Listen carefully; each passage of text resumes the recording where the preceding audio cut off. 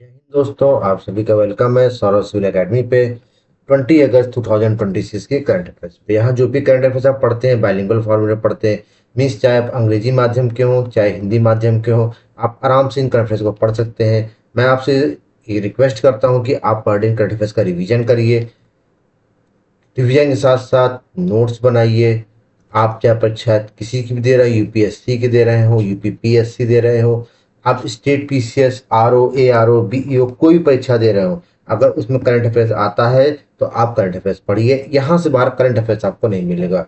मैं आपको 3 क्वेश्चंस कराता हूँ पर टॉपिक, एमसीक्यू फॉर्मेट में। ये question assertion reason one liner और स्टेटमेंट वाइज भी होते हैं। तो ये क्वेश्चन जो कराता हूँ मैं आपको, ये भी मतलब परीक्षा पैटर्न पे बिल्कुल बेस्ड कराता हूँ। तो इनको भी पढ़िए, रिवीजन करिए, पढ़े तो इससे आपकी स्ट्रेंथ बढ़ेगी। रोहन पी नायडू ने discovery of mom B H one. देखिए अभी भी क्या है कि एक वैज्ञानिक है रोहन पी नायडू जी। ये क्या है, भारतीय मूल के वैज्ञानिक है। क्या है, भारतीय मूल के वैज्ञानिक है। इन्होंने क्या है कि एक ब्लैक होल की डिस्कवरी की। इसका नाम है black hole star mom B H one. तो क्या नाम है, black hole star name mom B H one, इसका नाम है। अच्छा अच्छा, ये इन्होंने डिस्कवरी जो की है जेम्स वेब स्पेस टेलीस्कोप, आपने इस टेलीस्कोप का नाम सुना होगा, जेम्स वेब टेलीस्कोप, उसकी सहायता से इन्होंने इसकी डिस्कवरी की है। अच्छा, और ये भारतीय मूल के वैज्ञानिक है। अच्छा, इसको क्यों कहते हैं कि क्या है कि ऐसे ब्लैक होल है, ठीक है, इसे किनारे किनारे गैसेस है। अब इन गैसेस से क्या होता है कि चमकता है, इसीलिए क्या कहते हैं ग्लो लाइक अपीयरेंस होता है, इसलिए इसको क्या कहते हैं, स्टार बोला गया है। तो ये black hole B H one mom B H one, लेकिन क्या है कि चमकता है चारों तरफ, इसको ऐसे स्टार कहा गया है। स्टार नहीं है, ध्यान दीजिएगा, ठीक है ना, गैस के कारण चमकता है। Who among the following scientists discovered black hole star mom BH1 using James Webb telescope? Rohan P Naidu, भारतीय मूल के हैं वैज्ञानिक, ध्यान रखिएगा। जब हैदराबाद में हुआ था, बाद में चले गए थे वहां पर। Consider the first statement regarding the mom BH1. It was discovered by Indian origin scientist P. Naidu. बिल्कुल सभी रोहन पी नायडू डिस्कवर किया। It is and by Hubble telescope, नहीं भैया, हबल टेलीस्कोप थोड़ा था, जेम्स वेब टेलीस्कोप था। Consist of black hole surrounded by gas jumping star, बिल्कुल सही बात है, एक और तीन सही है। गैस जम चारों तरफ गैस है ना इसके स्टार के, तो इसलिए गैस के दो तीन सही होगा, ऑप्शन देखिए एक और तीन, हाँ समझ गई। Mom B H one observe like a star glowing structure in space, बिल्कुल सही बात है। अंतरिक्ष में मॉम बीएच वन एक तारे चमकती हुई संरचना के रूप में देखा जाता है। क्यों? क्योंकि मैसिव ब्लैक होल है, complete surrounded by gas that emit. हाँ, क्यों देखा जाता है ऐसा? क्योंकि गैस से घिरा हुआ है ब्लैक होल, जिसके कारण ये क्या करता है कि जो क्या कहते हैं किरणों को रिलीज कर रहा है, किरण उत्सर्जित कर रहा है, इसी वजह से ऐसा है। ए से बी से एडमिशन भी कर रहा है। बायोग्राफी ऑफ जनप्रिय नेता वेंकैया नायडू, उदयगिरी टू उपराष्ट्रपति, उदयगिरी टू उपराष्ट्रपति, राष्ट्रपति। देखिए एक ऑटोबायोग्राफी इनकी रिलीज हुई जनप्रिय नेता वेंकैया नायडू की। ये हमारे देश के भूतपूर्व पूर्व उपराष्ट्रपति रह चुके हैं। अच्छा, एम वेंकैया नायडू, मुप्पवरप्पु वेंकैया नायडू जी का पूरा नाम है। अच्छा, ये जो बुक है किसने ऑथर की? वाई लक्ष्मी प्रसाद ने किया है, वाई लक्ष्मी प्रसाद जी ने। अच्छा, इसको लॉन्च किसने किसने किया है? राजनाथ सिंह जी थे, नितिन नवीन जी थे, नितिन नवीन जी थे, नितिन नवीन जी जो बीजेपी अध्यक्ष है करंटली में, और रेखा गुप्ता जी, तीन लोगों ने मिलकर क्या किया है, लॉन्च किया है। अच्छा, और इसके बारे में कौन कर, हाँ मैंने बताया ना कि उदयगिरी से खंडागिरी की, उदयगिरी से वाजपेयी की यात्रा को बताती है। ठीक, तो ये क्या है कि इनकी इंस्पायरेशन जर्नली है, ये आप ध्यान रखिएगा। उदयगिरी से वाइस प्रेसिडेंट मतलब उपराष्ट्रपति से पद पर ही पहुंचे हैं, उदयगिरी के थे। Who is the author of Hindi biography of Janapriya Venkaiah Naidu? कौन है? Y Lakshmi Prasad ji. Consider the following statement regarding the biography Janapriya Venkaiah Naidu. It's chronic the journey of M Venkaiah Naidu from Udayagiri to vice presidency, बिल्कुल सही बात है।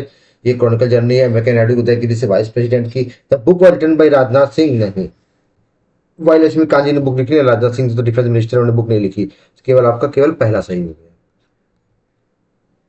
The biography of Janapriya Venkaiah Naidu capture की political and personal milestone of M Venkaiah Naidu, बिल्कुल सही बात है कि जो जनप्रिय वेंकैया नायडू जी की प्रमुख राजनीतिक व्यक्तिगत मिल के पत्रों को रेखांकित करती है, बिल्कुल करती है। क्यों करती? क्योंकि ये डिटेल्स बताती है कि पब्लिक सर्विस लीडरशिप की और ट्रांसफॉर्मेटिंग ओरिजिन ऑफ उदयगिरी, मतलब कैसे उन्होंने उदयगिरी से निकल के अपने को ट्रांसफॉर्म की बात बताती है। तो ए से बी से एक्सप्रेशन भी कर रहा है। ब्रिक्स यूथ काउंसिलिंग मीटिंग, देखिए ब्रिक्स के बारे में तो आप बिल्कुल ध्यान रखिएगा, ब्रिक्स मतलब मोस्ट इंपॉर्टेंट क्वेश्चन हो गया, ठीक है। ठीक, तो ब्रिक्स के जैसे मान लीजिए क्या याद रखेंगे आप कि 18वां संस्करण है। 2025 में कौन होस्ट किया था? ब्राजील। 2026 में कौन होस्ट कर रहा है? ये होस्ट कर रहा है, भारत होस्ट कर रहा है। लेटेस्ट कंट्री और 10वां देश कौन सा है इसमें? इंडोनेशिया है। ठीक, अच्छा, इसकी थीम क्या है? थीम आपको बिल्कुल याद रखनी है, इनोवेशन, उसके बाद रिसाइलेंस, कॉपरेशन और सस्टेनेबिलिटी। ये इसकी क्या है? थीम। ये आपको याद रखनी है। ये मतलब ब्रिक्स के संदर्भ में मोस्ट इंपॉर्टेंट चीज, क्योंकि इस बार इंडिया होस्ट कर रहा है। नवाचार, सही क्या कहते हैं, लचीलापन, स्थिरता और क्या कहते हैं, सस्टेनेबिलिटी। लचीलापन, सहयोग और स्थिरता। ठीक है, इतनी थीम इसकी आपको बिल्कुल याद रखनी है। भारत होस्ट कर रहा है तो उसी के संदर्भ में कई मीटिंग चल रही है, उनको आपको लिखना है। जैसे कि ब्रिक्स यूथ काउंसिल की मीटिंग कहाँ हुई? गांधीनगर में हुई इस बार, है ना, जिसमें फोकस किया था collaboration, leadership development, career guidance among BRICS में, मतलब कैसे कैसे हम बच्चों का करियर गाइडेंस वगैरह कर सकते हैं, आगे बढ़ सकते हैं, उसके रिगार्डिंग ये मीटिंग थी। अच्छा, अब ये क्या ब्रिक्स का प्लेटफॉर्म इमर्जिंग ग्लोबल इकोनॉमी, मतलब क्या था कि जिम ओनिल ने जब ये संकल्पना दी थी तो उन्होंने कहा था कि इमर्जिंग इकोनॉमी का प्लेटफॉर्म है। 2009 में जो इसकी मतलब क्या कहते हैं संकल्पना जिम ओनिल ने दी थी, जिम ओनिल ने। ठीक है, अच्छा, और उसकी मीटिंग कहाँ हुई? यकिंदबल में हुई थी, यकिंदबल में। अच्छा, उस समय बस ये ब्रिक थे, मतलब क्या कहते हैं, ब्राजील, रशिया, इंडिया, चाइना, 4 देश थे, ये भी याद रखिएगा। और 2010 में क्या हुआ था कि इसमें एक देश जुड़ गया था, साउथ अफ्रीका, साउथ अफ्रीका। और उस समय इसकी मीटिंग कहाँ हुई थी? जोहान्सबर्ग में हुई थी। कहाँ हुई थी? जोहान्सबर्ग, आपने नाम सुना होगा, साउथ अफ्रीका में जोहान्सबर्ग है। तो जोहान्सबर्ग में इसकी मीटिंग हुई साउथ अफ्रीका में, तब इसका नाम क्या हो गया था? ब्रिक्स हो गया। तब क्या हो गया था? ब्रिक्स हो गया था। तो इतनी चीजें भी आपको याद रखनी है ना। तो इन्होंने बोला था कि जो इमर्जिंग इकोनॉमी है उनका ये क्या है? एक संगठन है, ब्रिक्स। ठीक है, देखिए इतनी चीजें मैं आपको बताता हूँ जो इसको स्टैटिक हो रहा है, इसलिए मैं बोलता हूँ कि पीडीएफ में आपको भेजता अपना साथ साथ ये वीडियो में पढ़ाता हूँ। फिर BRICS youth council meeting schedule कहाँ हुई है दोस्तों? गांधीनगर गुजरात में हुई है। अच्छा, और भी कुछ मीटिंग हुई जैसे आपने जानते होंगे कि जैसे ट्रांसपोर्ट मिनिस्टर की मीटिंग कहाँ पर हुई? नागपुर में हुई, ये भी ध्यान रखिएगा।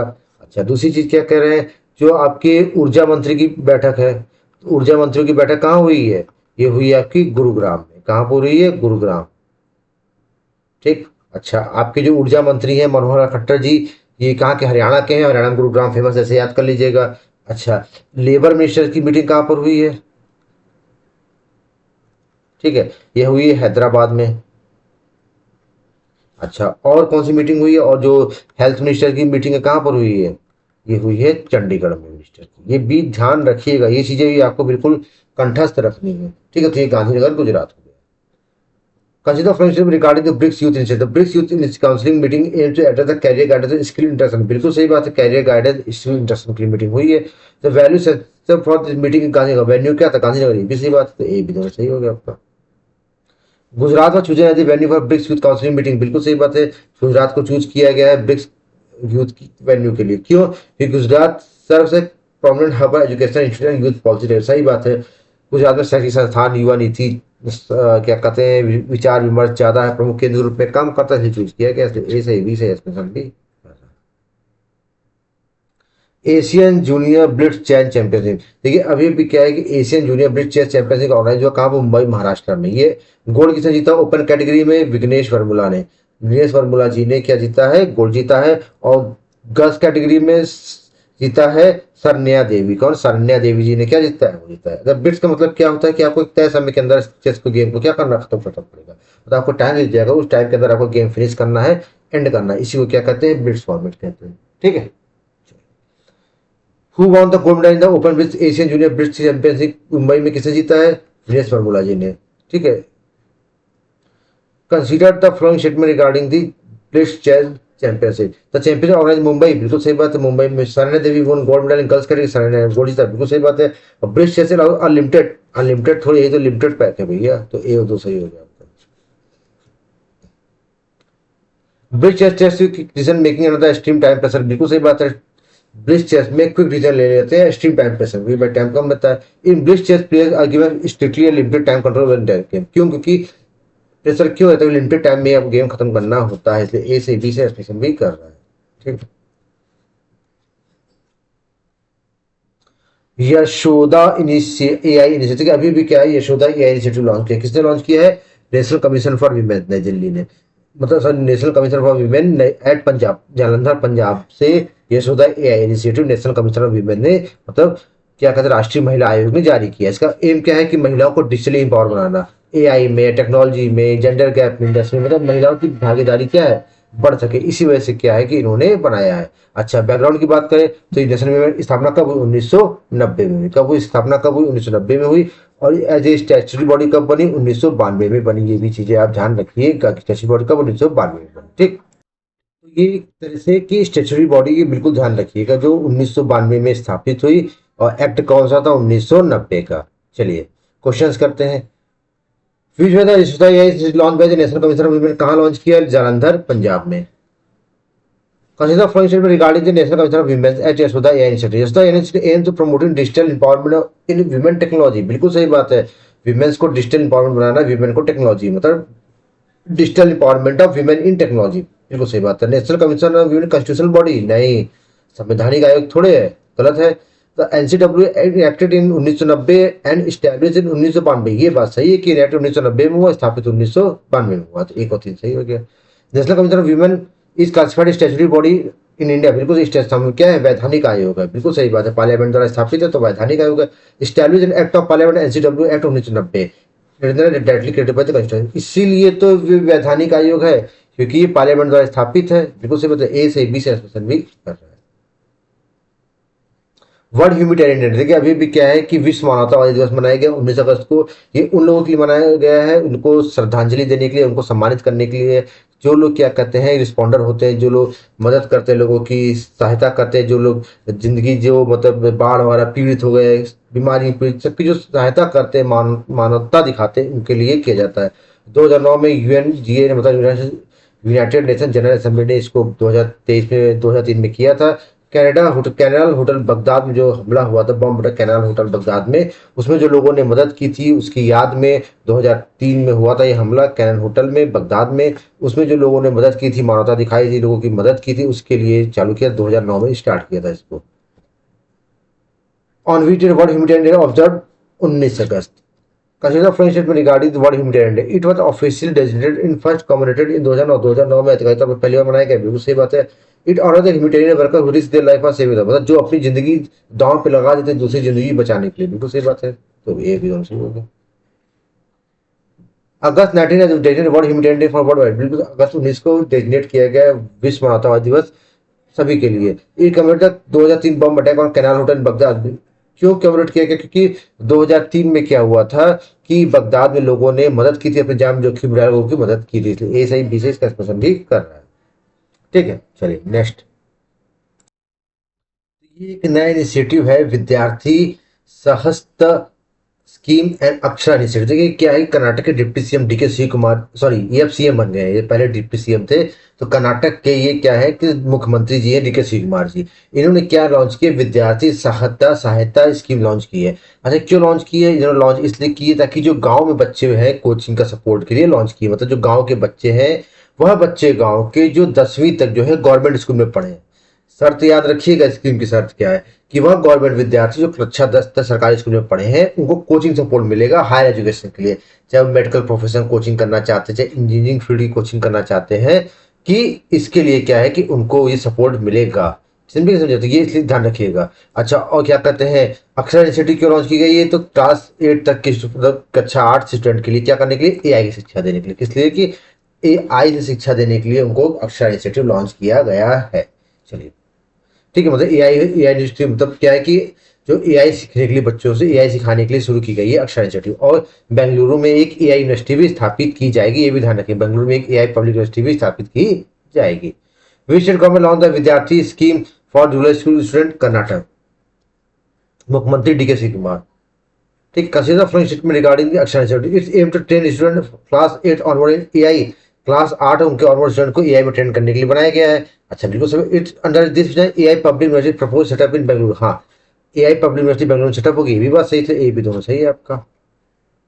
विद्यार्थी Sahayata scheme target rural government school up to class 10। बिल्कुल सही बात है, विद्यार्थी स्कीम में टारगेट किया है कि गवर्नमेंट स्कूल जो क्लास 10 तक के हैं उनको सहायता प्रोवाइड की जाएगी, जो बच्चे मतलब कि 10 तक पढ़े हैं सरकारी स्कूल में गाँव के। Rural student often lack space preparatory support for competitive entrance exam in medical engineering. सही बात है, क्योंकि जो गांव के बच्चों को कम सपोर्ट मिलता है कम्पिटिटिव एग्जाम के लिए, बात बिल्कुल सही, इसलिए तो इंस्टीट्यूट लॉन्च किया है, ए से बी से एक्सप्रेशन भी कर रहा है।